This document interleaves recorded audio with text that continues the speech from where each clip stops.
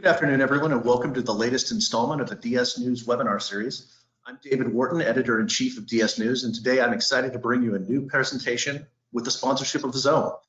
Today's presentation is going to be focused on exploring servicing in a post-pandemic era, which is obviously a very hot topic right now. We've got two excellent speakers who are going to be providing us some insights. Before I introduce everyone and pass this over to the speakers, a few logistical things. First of all, if you have a question for the speakers, you can submit that via the questions interface here in GoToWebinar. You'll find it on the toolbar, and we'll get to as many of those as we can here at the end of the hour. We'll also be putting up a survey about midway through the presentation. So when you see that pop up on screen, please do take a chance to reply if you can. We'd love to get your feedback. I'll be sending some questions via the chat room, so you can reply to those as well. If you'd like to view or share a recording of this presentation once it's done, it'll be available later today via that same link that you used to register originally. We'll also link to that in our coverage of this webinar on dsnews.com later in the week. And finally, if you'd like a copy of the PowerPoint used during this webinar, you can download it from the handouts section there on the interface. So with that being said, it is my pleasure to introduce our two speakers today. First of all, we have Shawn Miller, who's the Vice President and Head of Business Development for Xome.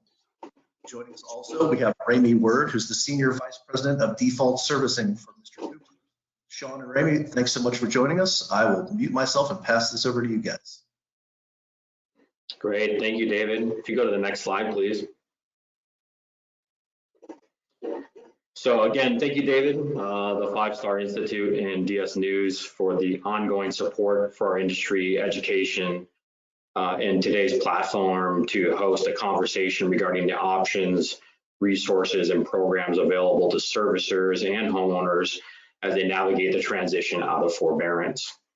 As a bit more information on Xome, we support the nation's leading mortgage servicers with scalable real estate solutions as part of a fully integrated premier asset management strategy, including our tech-enabled auction platform designed to transform the industry. Through our exchange services, we provide communities with a complete access to a robust online real estate marketplace, including one of the nation's largest online auction platforms. Xome.com offers a robust, transparent marketplace which has streamlined the home buying, selling experience for all real estate stakeholders across all communities. Really excited. Recently, we celebrated a big milestone on our team here by selling over 100,000 homes, all thanks to our clients and our agent partners, buyers, and our highly talented team of Xomies, which continue to challenge themselves in industry standards. As a testament to today's conversation, our purpose here at Xome each and every day is to keep the dream of home ownership alive. Next slide, please. The global pandemic and resulting economic fallout has thrown our mortgage industry into uncharted territories. On one hand, low interest rates and high demand have accelerated home price appreciation in many markets across our nation. On the other hand, many Americans continue to navigate their way through financial hardships due to COVID-19 brought on to their families. Many homeowners are still not seeing their income restored and are finding it difficult to pay or maintain their mortgages. A few stats relating to the residential housing market, and I must give credit to the entire Black Knight data and analytics team. If you're not familiar with it, they produce an excellent report called The Mortgage Monitor. It's a great resource for current residential housing data and trends. And I believe today they released their April Mortgage Monitor. So a few stats. In April, the national delinquency rate was about 4.66%, which is about 1.5% above pre-pandemic levels. Nearly 2.2 million homeowners in the United States are currently enrolled in forbearance and are potentially at risk of foreclosure, equating to approximately 4.1% of all active loan inventory. 1.5 million of those are about 90 days plus delinquent, which is also approximately 4x pre-pandemic levels. On a more optimistic note, forbearance numbers continue to decline from the nearly 7 million at the height of the pandemic, and the market begins its healing process. With approximately 2.2 million active forbearances in April, this is a positive decline since the reference 2.6 million figure on this slide, which only produced 30 to 60 days ago. In April, over 400,000 delinquencies were cured, including more than 171 cures from the seriously delinquent loan status. This is tremendous. Couple this with nearly 380 billion in stimulus deployed, nearly 1 million new jobs created, we hope to see this downward trend continued as America begins its healing process. 830,000 plans are scheduled to be reviewed for extension or removal this month as well. I'm really excited to have Ramie here to provide that servicer perspective on how her and her team are helping these homeowners through that transition. These are all positive downward trends, but there's still work to be done to help each impacted homeowner. With all of this being said, this current housing market we know is much different than the great financial crisis. Homeowners have more resources, support, and options, including historically low interest rates, providing the opportunity to reduce your mortgage payments through a refinance, many loan modification and deferral options, and overall, the strength of the U.S. residential housing market, coupled with the flexibility of work-life balance, is creating this reshuffling throughout the country where homeowners have the option to sell and potentially move to more affordable markets. One thing I think we can all relate to as we work through our lives and refinance or potentially purchasing a new home is that home price appreciation for single family homes are up 15.6% from same time last year. This is an all-time high. And condo prices are up 10% year over year. This home price appreciation has allowed approximately 80% of those in active forbearance have 20% in equity in their homes. Again, homeowners have many options. Next slide, please. Ramie, are you able to provide a more in-depth firsthand servicer point of view of the options which you and your team are working with homeowners to exercise? Sure. So like many of you on the call here at Mr. Cooper, March 2020 was totally uncharted territory for us. And so we really had to act quickly to create products under the new guidance, but also shift our resources where we could better support the customer. For the last few years here at Mr. Cooper, we had really grown our performing portfolio. We weren't really seeing the same delinquent transfers that we had in years prior when we had kind of gone through exponential growth. And so we were able to act and partner with the GSE and the CFPB and FHFA to really make sure we had the right solutions in place for the customer, make sure that they were aware of those solutions being number one, because similar to Xome, the customer is our number one priority at the end of the day. And so these are a few of the options on the screen. I think most of you are probably familiar with those. We really had to think about liquidity as a company and knowing that if we dove into this modification forbearance space, we needed the ability to recover those funds more quickly than the historical kind of long claims process. So you've got your standalone partial claim where you're acting quickly with the customer, giving them some quick avenues on some payments. You've got your owner occupant loan modification, so longer term, you know, the payments deferred, those may be capitalized. You have a combination of those options. And then at the end of the waterfall, we still have our same available workouts. So I think that's a big misconception for those that are not in the industry. And I kind of deal with these customer calls on a weekly basis. They really think, especially in today's environment, that the servicer is out to foreclose and get this property back and just kind of roll in the dough. And we know that's not the environment we're in. The number one priority is keeping the customer in the home. And like I said, being able to partner with the GSE, with the CFPB this time speaks volumes to kind of the differences between the financial crunch, you know, 10, 12 years ago versus where we're at now. Being able to have a dialogue and really getting answers to maybe gray area questions, so we're all marching down the same path together. And, you know, really trying to look at what the future of the landscape is going to look like, what's going to happen in the next few months as some of those, the CARES Act expires and some of the other options out there may be winding down, really referring back to the waterfall we had in place. And I think we all know at the end of that waterfall, if we're not able to find a solution that keeps the customer in the home, there are some areas where we can do a graceful exit.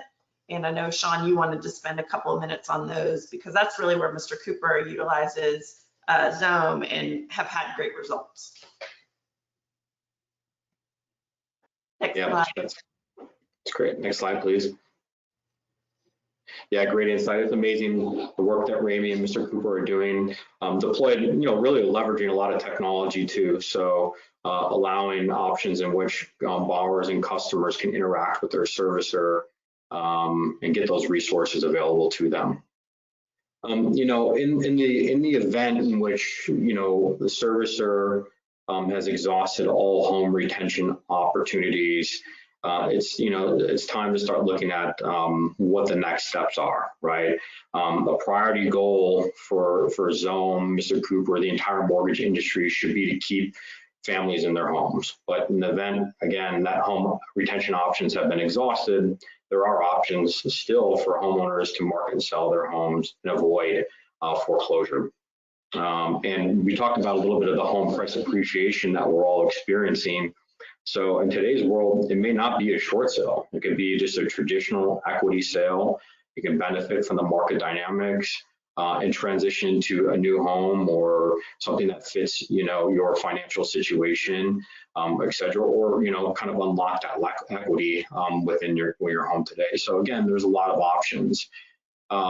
So you have, your traditional sale process, you can engage with a licensed real estate professional to help you through that home sale process. You can partner with different real estate portals within the marketplace, et cetera. And it's really available to you at any time as you work through that forbearance process and you work through and exercise those different home retention options. Then you have pre-foreclosure sale. And working with your servicer through that process, and then ultimately deed in lieu of foreclosure as well as you work through that process with your servicer. David, I believe at this time you had an interactive poll for the audience. We sure do. Let me put it right now. So you will see on your screen here in just 1 second, this popping up. And everyone, you could just click and respond there. So we're asking, should there be a wave of foreclosure volume once the moratoria are lifted? How is your company planning to handle the staffing volumes? So I see some great responses coming back. We'll leave this up here for another little bit just to get some full responses back. Thank you, everybody who's taking a moment to reply. David, I'll add while we're polling the audience, I think a lot of the call were probably in a similar circumstance, and I don't know that I hit on this fully. So from a default foreclosure perspective, when the moratorium hit, obviously the volume dropped down dramatically for Mr. Cooper. And so we really took that opportunity to shift the resources where they're needed. And so they went over to our modification team, they went over to our originations team to help support the refi volume there. And it's really been a benefit for twofold. One, it's giving those groups skilled workers who are knowledgeable about the industry and the products, et cetera. But it's also allowing us post-moratorium to keep those same experienced resources around. So as we need to start shifting the volume back over, we have the right folks in place. We're not having to start over with kind of a fresh green audience that you have to retrain and get them familiar. And we've really seen the same from a good chunk of our foreclosure firms. They've been able to kind of furlough folks and bring the talent back. So we're not starting from scratch from an experience perspective. Yeah, and to kind of work off of that comment, I know we did a lot of that at the leadership of Mike Rawls and our executive team over here at Xome. And another value add of just really a diversified business. So here at Xome, we do have a title company, Title 365, which supports a lot of the originations. And we know through the last, few years, we've seen spikes in purchase and refinance volume. So we were able to, kind of shift some of our staff and our team members over to some of the other businesses within Xome that needed that capacity And then as it turns back and moratoriums lift, we have that ability to flex that staffing back over to support the default servicing oriented business. So again, that gives that flexibility to adjust with market conditions and volumes. I've put up the results. Thank you to everybody that voted on that. So we're seeing about 57% saying they're in a good spot and capable of handling demand, about 28% looking to add staff, and then about 15 undecided on the topic so far. Very good. Good to know. So as we work with all of these homeowners that are impacted, and working through the forbearance process, I know in practice, what are some of the challenges that you're facing firsthand, Ramie, from a servicer perspective? There are a lot of options, but from contact communication and in practice, what are some of the challenges that you may be seeing there? And if you could next slide, please. Good call out for sure. So I would say, obviously, the moratoriums, the forbearance have hit all of us. I think it's challenged us to do better. Mr. Cooper had already been on a pretty digital path prior to the pandemic happening, but I think it really amplified that timeline to get those resources up and running, not only for our employees, but for our customers, allowing them to self-serve, see real time what's going on with their account. So the moratorium, to me, the positive that's come out of this is it's challenged us to all think outside the box and really think about what does the future of work look like? Do you get the benefit from being in an office, or are there, cost savings there, et cetera? But just pushing us to do better for the customer as well when you think about the environment that we're in with the TikTokers and the social media and the folks that just really, they don't want to talk to someone on the phone. They want the ability to get things done themselves. But I mentioned earlier, from a kind of liquidity contact perspective, I think the positive story there is that our contacts have been very strong. There's very few customers from the total portfolio perspective that have gone dark, essentially. And so we are making contact with them through letters, emails, texts, calls, on the website. And then they are also reaching out to us for help, which is quite a bit different from the financial crunch. Back then it was a totally different story. It was like pulling teeth to get that interaction, but really making sure they know what's available and out there for them. With that being said, we've had about an 86% success rate on recidivism. So that means once they're in the right product to keep the home and perform on the loan, they are not redefaulting, and that's a great story. Now, from here, we're kind of forecasting what does that look like. And from a foreclosure perspective, we're also kind of anticipating what's going to happen on July 1st. As these delinquent populations grow. From a Mr. Cooper perspective, we took the CARES Act, we interpreted the initiation of foreclosure as referral. So we have historically used our demand or our breach letter as another avenue to establish contact with the customer. So if they've ignored everything else that we've sent them, that breach letter really has the legal jargon to nudge someone to get in contact. And so we've continued that process, which I think has helped, one, push us forward from a default perspective, but two, also urge those customers that haven't reached out to do so. From a kind of backlog perspective, because the mods and forbearances have performed so well, we don't see this kind of drinking from a fire hydrant scenario coming, but we know that it may be there. And so all our forecasts kind of anticipate about 90 days after moratorium lifts, we would start to see a gradual spike in either delinquencies or referrals that have been sitting, kind of waiting for activity to take place.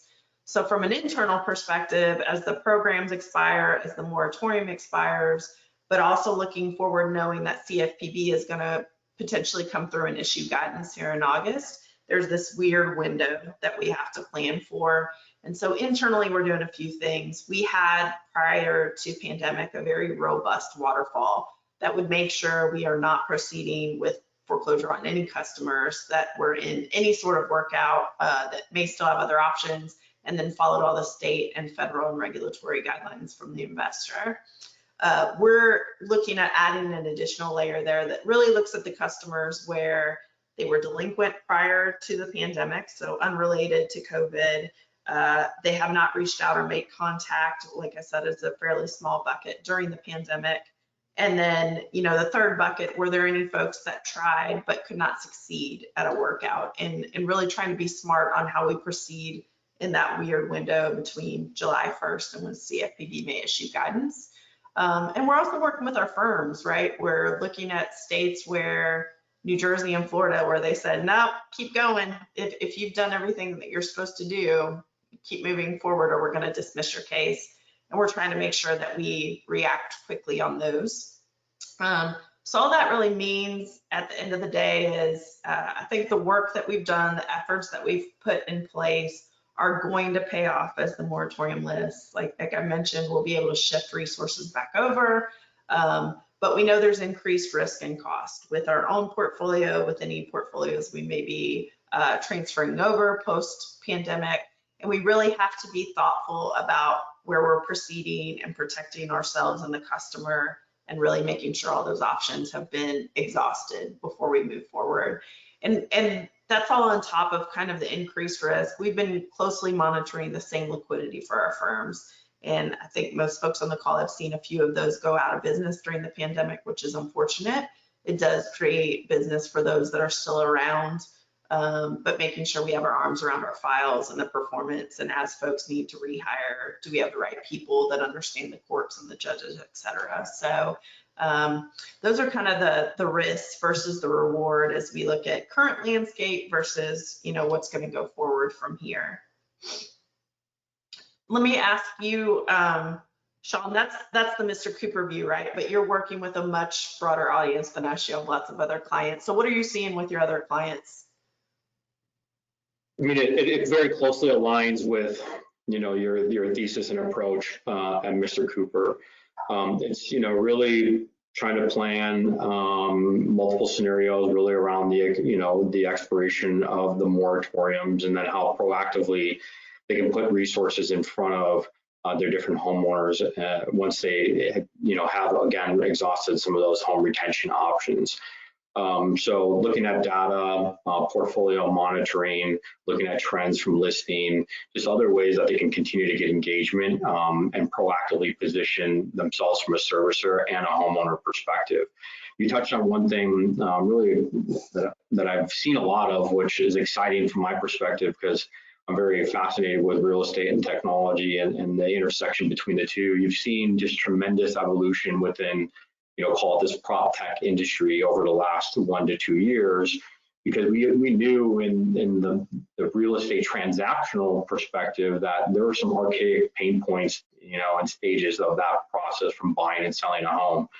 So, the ability, I know we've deployed and invested a lot of capital in our platform and really in the industry as a whole, is kind of streamline this process and leverage data and technology just to create a much more efficient process and less reliant on, physical in-person, in-touch processes throughout that transactional process. So we've done extensive research, on, really that user experience as well. So I think it's a positive. It forced an acceleration of adoption and evolution of technology within the real estate sector due to the pandemic and some of the constraints that it caused.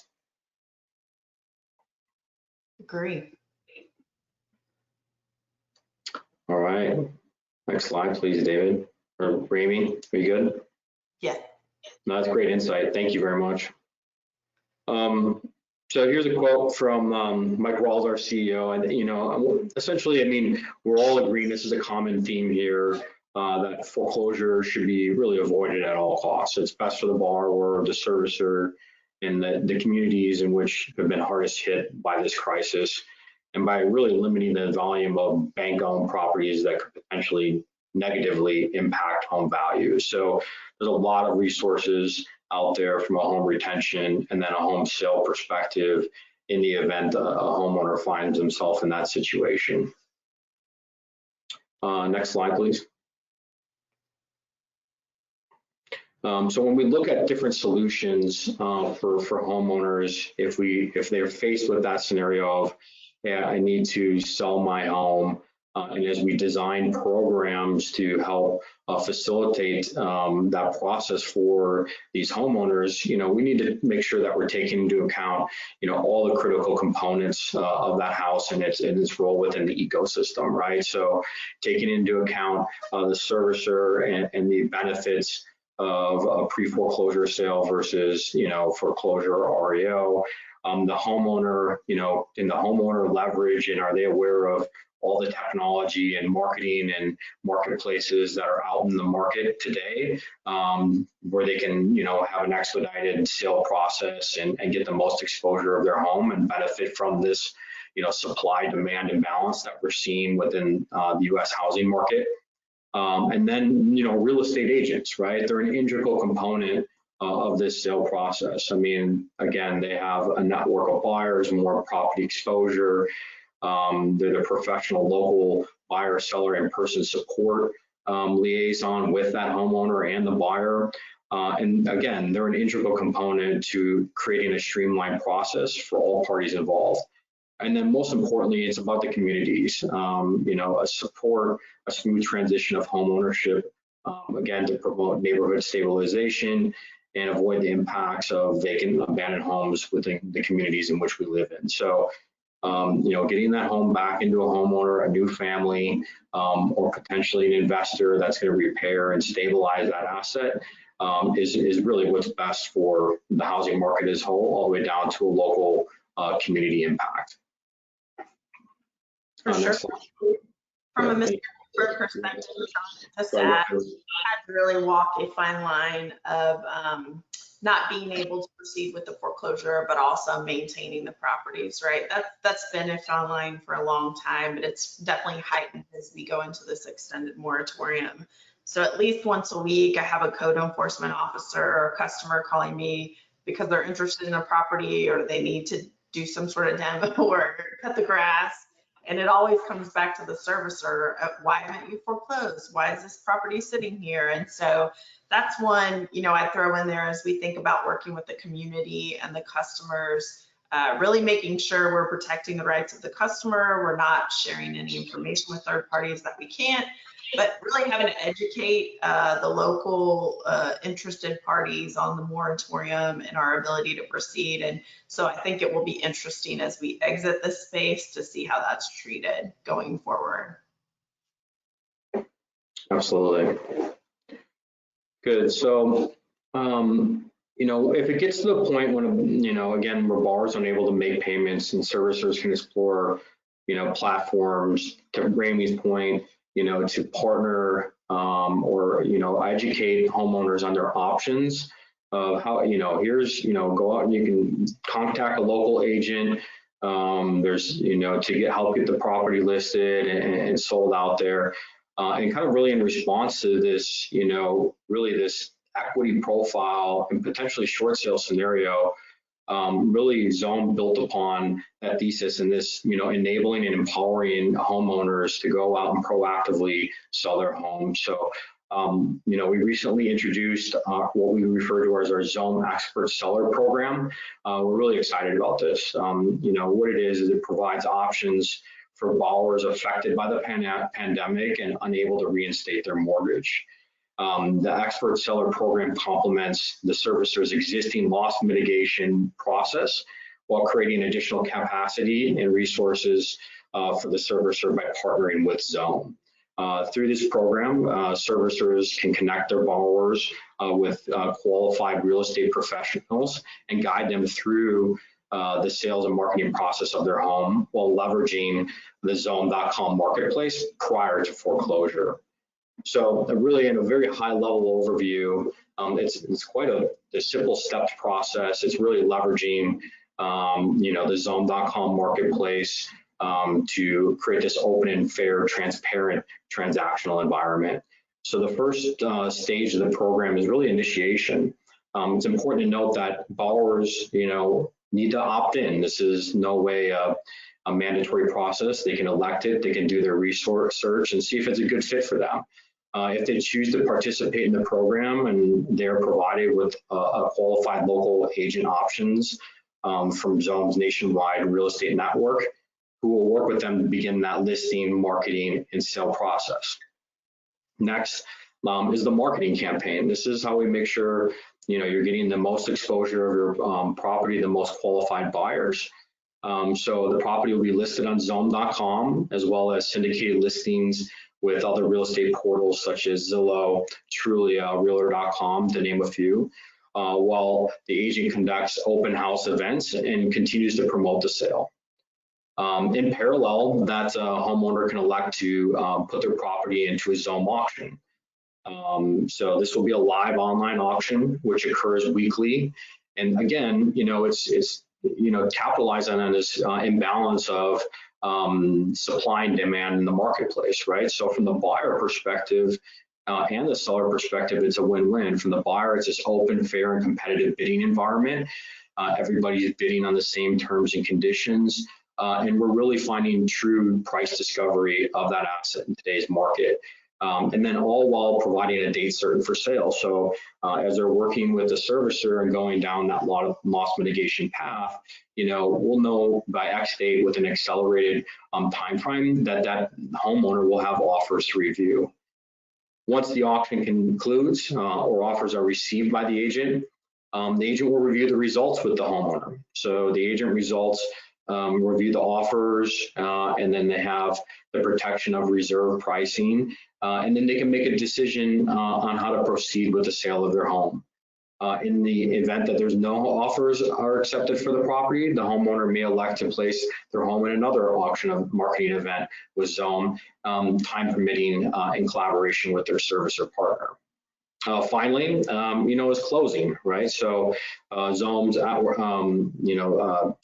expert seller program panel agents will work and guide the buyer, the homeowner throughout the entire process to ensure a smooth closing process from inspection, title review, escrow closing, all the way through to funding. So again, reinstating that local real estate professional is an integral component and party to this overall process for that homeowner, and the homeowner gets the benefit of listing and marketing their home on Xome.com. Next slide, please. So from a servicer perspective, it really truly, expert seller is truly a partnership with the servicer. Again, with the common goal of providing homeowners with all of their options, resources, and support to proactively avoid foreclosure. A few of the many servicer benefits are, again, proactively positioning servicers ahead of forbearance exits with alerts and communications to connect with their customers. Supporting and complementing the servicer's loss mitigation waterfall with potential eligibility requirements, outreach. Again, borrower must provide express authorization prior to Xome outreach, education, and training. Again, just educating homeowners of what their options are. They can leverage technology and data such as Xome Pro, which is Xome's mobile CRM app. That's how we interface between Xome and our agent panel. And then we also can leverage our robust residential housing data set. So we're doing things like MLS portfolio monitoring to monitor listing activity on the portfolio as well down to an asset level. Layered all of that with our concierge service to really help increase and optimize overall servicer capacity. So, we understand the complexity and the need for diverse solutions to fit homeowners of all circumstances. Here at Xome, since 2013, we've been leading the way in end-to-end real estate and mortgage solutions for servicers, focused on providing the best customer service for their borrowers. With that said, many Americans have and continue to be impacted by the pandemic, but there are resources and options which servicers offer to support homeowners during these challenging times. As an industry, we can navigate through these challenging times together while keeping homeowner interests at heart. Ramie, as we look ahead, how are you and Mr. Cooper continuing to proactively assist homeowners ahead of the continued forbearance and moratorium expirations? What do you anticipate next for our industry and the housing market? Sure. So from a customer perspective, we're definitely going to keep pushing those workout alternatives and making sure the customer's aware that those exist, especially as some of the programs start to expire. We don't want to lose sight of all the other things that are available to keep the customer in the home and what we can do to help. And like I said, a heavy focus on digital and giving the customer the ability to self-serve, but also having the support there if they need us. And then from a kind of a foreclosure vision perspective, I mean, we're in the same boat as I think a lot of the folks on the call. It's hard to project what's going to happen with the moratorium. I know on my desk, I have about 3 different versions of what could happen in my crystal ball. And then what does that mean from a volume forecasting, staffing perspective? And like I said, those all look similar, no matter on the timing as far as what we see in our pipeline. But I think only time will tell. You know, if this pushes to end of the year, could look quite a bit different than it does if it ends in June. But we're continuing to push our vacant and abandons forward, as I think many are under the Act. And really just trying to keep in close partnership with our peers, with our partners, our firms, with Xome. And I think the biggest piece, like I said, that besides just the market difference and the home values between then and now, is our ability to partner with CFPB and the GSC. When you look at back then, we were voluntold how to implement a lot of things to help the customer.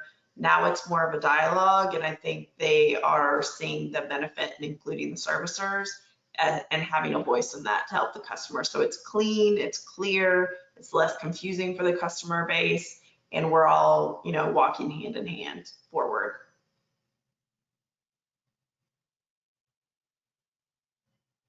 Yeah, I agree. I mean, during this time, we're really focused on creating efficiencies from an operational perspective, and then just being really good listeners with our servicer partners. So understanding where they might have capacity constraints, or you know, where they can leverage technology or data just to create efficiencies and the capacity as a whole. So I mean, you know, definitely, you know, during the time of moratoriums, continuing to invest in technology in different programs such as expert seller, you know, really in a proactive response to trends that we were seeing within the forbearance exits and those different cures. So really a direct response to that and providing more resources. But then also, you know, because we have an end-to-end solution, you know, which supports this, you know, really an asset management type solution, deploying, you know, technology such as Logix, which is our portfolio monitoring system, so that servicers can get a firsthand look from their FHA portfolio, from a portfolio all the way down to an asset level, so they can start monitoring, you know, conveyance and third-party sale pipelines, and really empower them with data and information to make the most educated decision on how to handle that property from a disposition or conveyance perspective. So really just hyper-focused on, you know, listening to our servicer partners and deploying and developing strategies to help them navigate through this economic cycle as well. So David, over to you. Do you want to open up some question and answer? Yeah, absolutely. We've got several come in. First off, we had a question. With most homeowners, the monthly mortgage payment consists of principal, interest, taxes, and insurance. For the deferred mortgages, are they paying property taxes and insurance? It depends if they're escrowed or not. So if they're escrowed, yes, we can include that in the deferred payment. Obviously, that becomes an advance at that point for us to go reclaim with the investor. And as I mentioned, the investors have been very flexible on letting us make those claims at triggering events rather than waiting for the end game of the default. And that's helped quite a bit during the pandemic. But customers that are not escrowed, it's more of a discussion to say, are you going to be able to afford this on your own? And then obviously we work with some key partners in the industry, CoreLogic and Assurant, that monitor that coverage for us as well. Great. We also had a question that wanted to pass to you guys. Ralph had asked, are there any opportunities available to become a Xome partner agent? Is that something either of you could speak to as far as that process, or even just directing people who are interested in learning more about that? Yeah, absolutely. I mean, we have quite a robust qualified real estate agent panel, but we're always open to vetting and participating with new agent partners. Feel free, I believe at the end of the slide, my email's available there. It's shawn.miller@xome.com. So please feel free to outreach, and I'll connect you with our agent relations team who will help you through that process. Fantastic. Next question was from Raylene. She asks, what systems do you have in place to ensure that all options have been exhausted for a borrower in order to avoid a foreclosure? Sure. So for Mr. Cooper, I think it's not a secret. We're one of the few that have not converted to MSP historically. However, we do use Black Knight services in our default and bankruptcy space. We're on LoanSphere. So from a financial system of record, we are on LSAMS, and we've also built a number of internal proprietary systems. Our main one dealing with the customer called iAssist. And so between those internal platforms, LSAMs, and then also our Black Knight system, we're able to kind of perform systemic checks to say, you know, this one's held for this one should be held for this, both pre and post foreclosure referral. And then similarly, we have oversight reports that kind of look at any illogicals that come out of that. So there's oversight around anything that's not fitting the criteria, anything that may be a mismatch. And then definitely from an aging perspective, I think that's probably the moratoriums allowed us the most lift to really dig into any aged items and understand what's been holding a loan from proceeding forward and getting those issues cleared up if they exist. And so we have kind of between the systems the ability to dig in there and take action on a daily basis. Great. Let's see. Next one we had. I know you touched on this just a little bit, but Jeff had asked, could you talk a little bit about Xome online auctions and who those are available? He had asked, are they available to regular homeowners? So are there any stipulations or guidance as far as who can actually access those auctions? No, I mean, so that's really along the lines of the launch of Expert Seller. So it's a collaboration with the servicer and really building a scalable solution.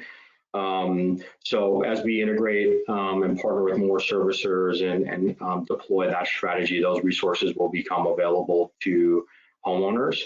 You know, and then we're also looking at options and build out a technology for, you know, more of like a quote unquote self-serve option. So, you know, really a direct to consumer where they could run and host their online auction on Xome.com as well. Great.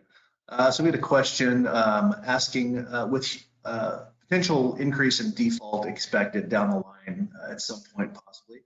How are you planning to manage the staffing, training, and execution when you have to deal with that? Shawn, do you want to take that first from the Xome side? I think we talked a little bit about it, but. I'm just looking at the question again. One more time. Oh, I'm sorry. It was one more time, David. Sorry. Sure, no problem. So essentially just looking ahead to the possibility of an increase in volumes down the line, do you have any thoughts about how you're planning to manage just the staffing, the training, execution that's going to come down the run? Absolutely. I mean, that's one of the big benefits here at Xome is really a diverse, really end-to-end real estate services company, right? So, you know, we had the ability to flex team members and move them from some of the more default servicing oriented businesses to support, you know, more of our origination oriented businesses. So they've been helping, you know, with the large influx and volume on the origination side. And it's great for those employees from a career perspective, really just learning more about the entire mortgage ecosystem as a whole and diversify themselves. And, you know, as moratoriums expired, they can flex back and transition back to support the scaling of the default servicing really businesses. So those are all individuals who have been cross-trained of multi-functions throughout all real estate services. So tremendous advantage for us here. So we're not having to go back and hire, train, and scale once, you know, volumes pick up post-moratorium. Similar story for Mr. Cooper, and I know we spent a little time on that, just the ability to shift resources back as volume picks up.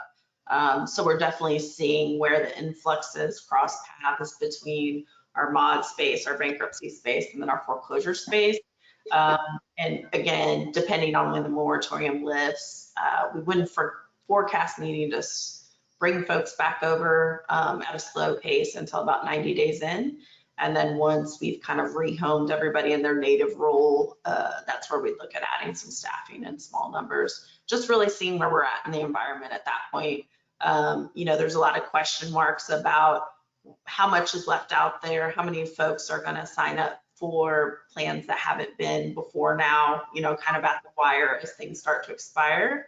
And then how many folks do we have out there that may be strategic defaulters, which I don't know that we have a large population there, but something we're keeping an eye on, you know, as a risk. And I think, David, you posed a question out to the audience. What are you most concerned about as moratoriums lift? And I don't know if you have received any answers, if some folks want to respond to that in the chat. Yeah, we have not gotten anybody to reply back. We're still getting a bunch of good questions, but yeah, I encourage everyone, if you've got any insights to that, just pop it into the chat and I'll share with the group here. In the meantime, moving on to the next question.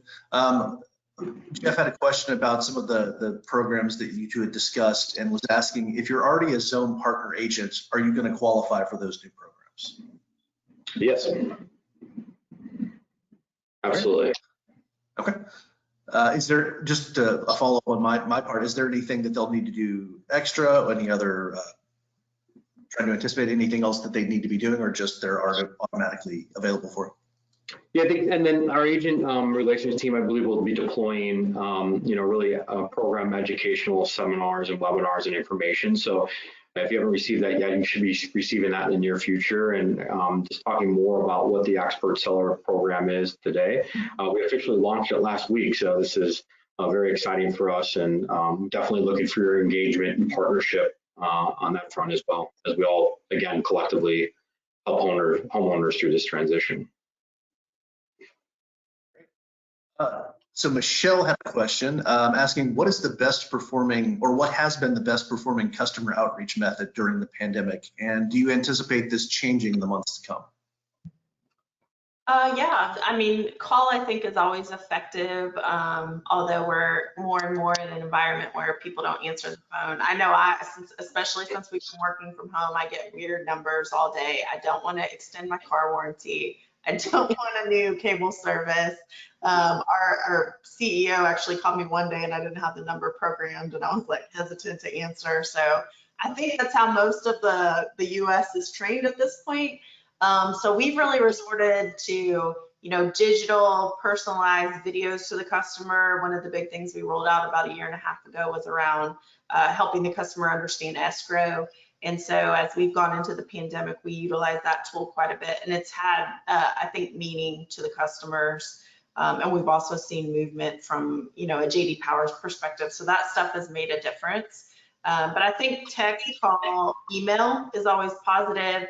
Same thing, we have made a purposeful shift away from paper, although letters do have an impact. Getting it via email and going and accessing it on your account is just as useful as getting a piece of paper in your mailbox. And so from a paperless perspective, we're pretty high up there compared to our industry peers. And so we've really seen the customers adopt that digital experience, want to have that interaction online. And it's helped us as a company. It's really a two-way street. It helps the customers, but it helps us as well.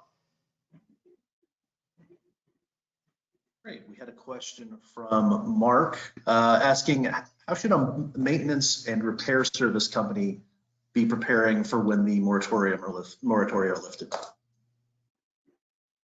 Shawn, I'll answer from my perspective if you want to jump in. So that kind of alludes to the same statement I made earlier. The vacant and abandons are moving forward under the moratorium. So I think that's the positive. They're not just sitting there and continuing to deteriorate. I think most of us probably approach it the same. The customer still has to have access, but I got to do what I got to do in order to maintain the property, keep it secure, and keep anyone from getting injured as we proceed down the default path. So I think, I don't expect a big, large volume to come out there where we have a bunch of repair work. Now, what I would say, and Shawn, I think, spoke to it, because the market is so hot, I don't know that we're going to have a large inventory that you have to do updates to, that you've got to, get in this buyer-friendly condition. But Shawn, maybe you want to speak to that a little bit as far as what you expect from a preservation perspective. Yeah, I'm just thinking about what you said in the question. Definitely, educate and become very familiar with investor guidelines as it relates to preservation. When you look at FHA, the CWCOT program, again, there's really two paths, conveyance or third-party sale.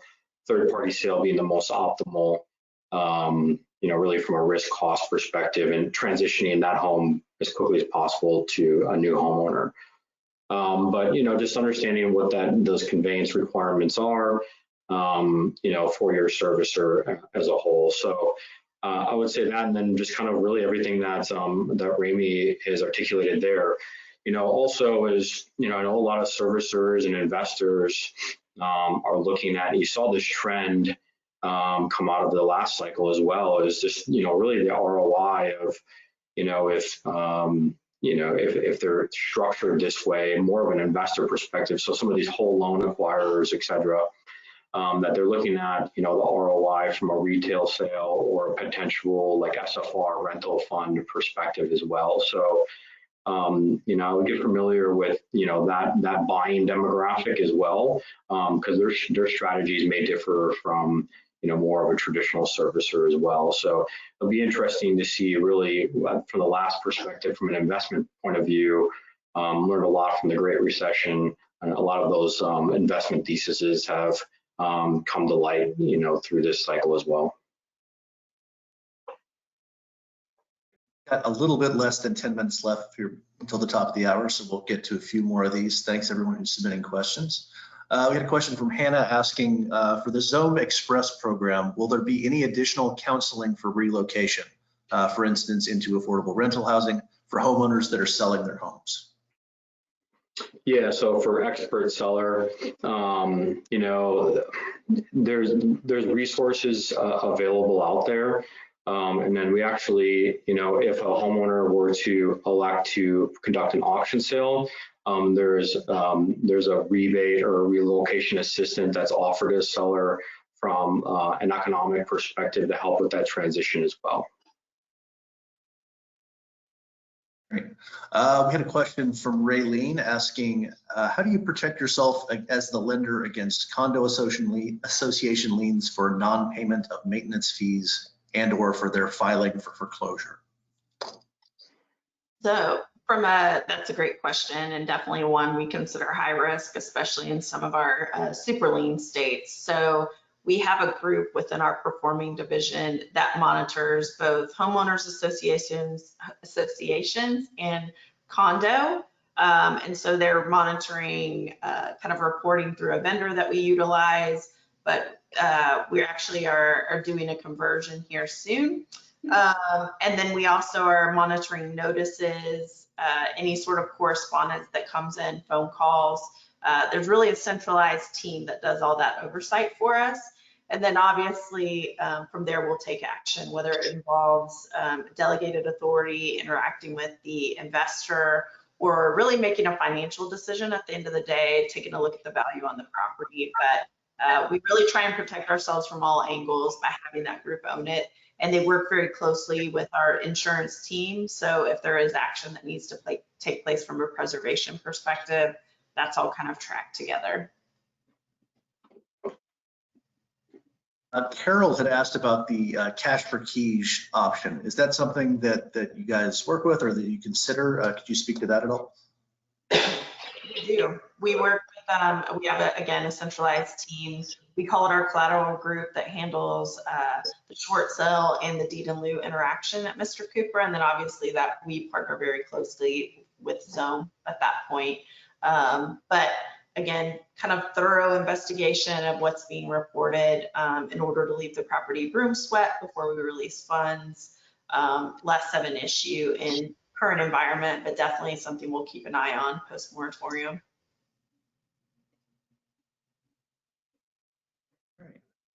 Just maybe another question or two. Sorry, let me get this window out of my way. Are there any new technologies that you're seeing clients adopt specifically as a result of the pandemic?